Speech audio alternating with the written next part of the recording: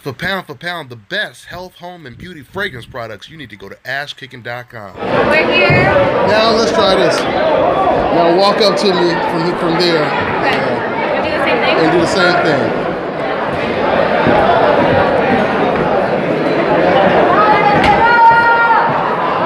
Hey guys, it's and you're watching Dante's Boxing Nation.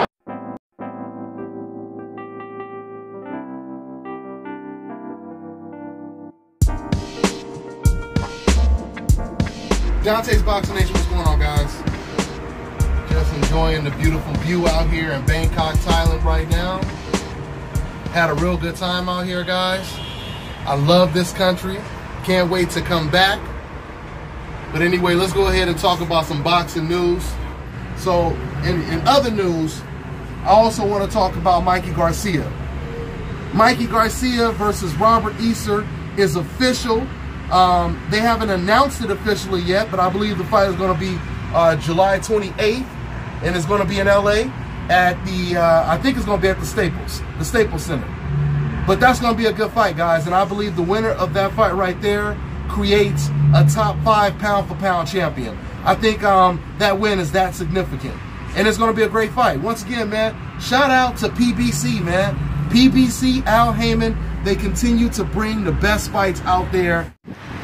I would say 85 to 90% of the best fights this year have been presented by Al Heyman and PBC. So, yeah, man, Mikey Garcia versus Robert Easter. This is a huge fight. Congratulations, or I should just say shout out to Mikey Garcia and Robert Easter for taking the fight, for taking such a tough fight. Once again, man, you know, when you see fighters like Gennady Golovkin that doesn't even want to fight his #1 mandatories. He's willing to give up his belts to avoid the toughest competition that he's ever had to go up against. By way of contrast, you see fighters like Mikey Garcia, Robert Easter, they're willing to face each other.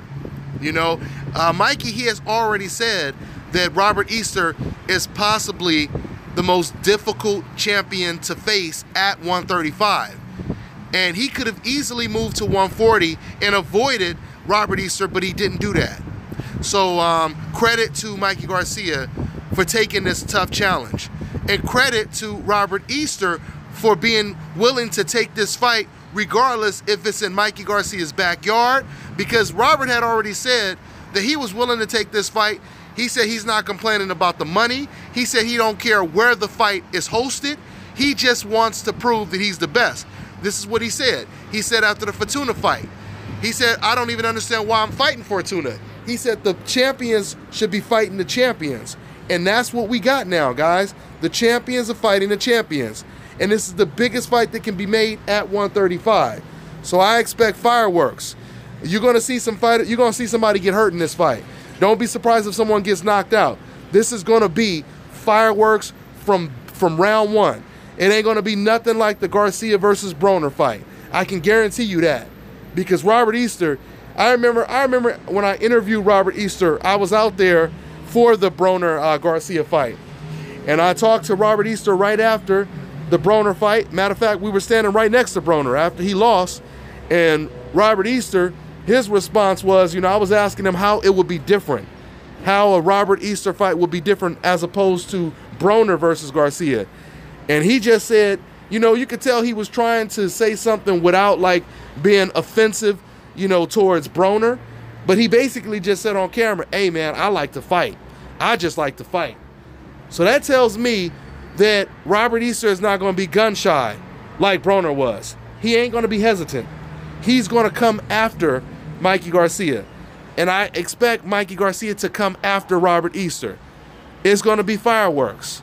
So let's see how it goes down. That's all I got for now, guys. I'm on to the next one. So anyway, y'all, I'll talk more about the Mikey Garcia versus Robert Easter fight. That's pretty much all I got for now, guys. I'm on to the next one.